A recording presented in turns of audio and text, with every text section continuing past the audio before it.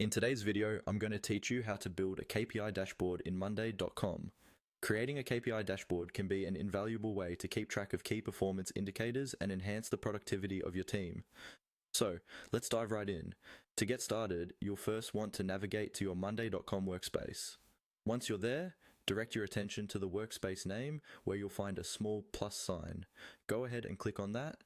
This will open up a menu with a variety of options.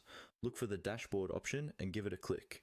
You're now on your way to creating a highly functional dashboard that will serve as the command center for your project's performance metrics.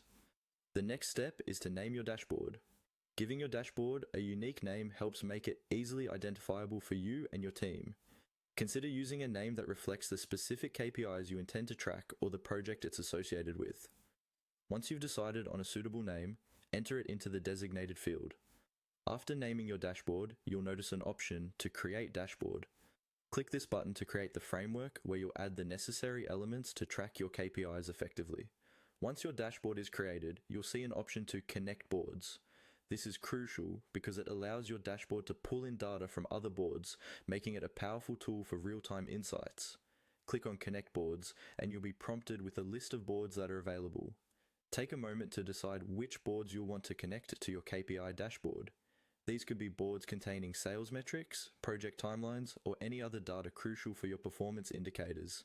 Select the boards you need by clicking on them, and once you're satisfied with your selection, click Done to finalize this step. Now that your boards are connected, the real customization begins. You can start adding widgets to your dashboard. Navigate around the dashboard options and explore the various types of widgets available.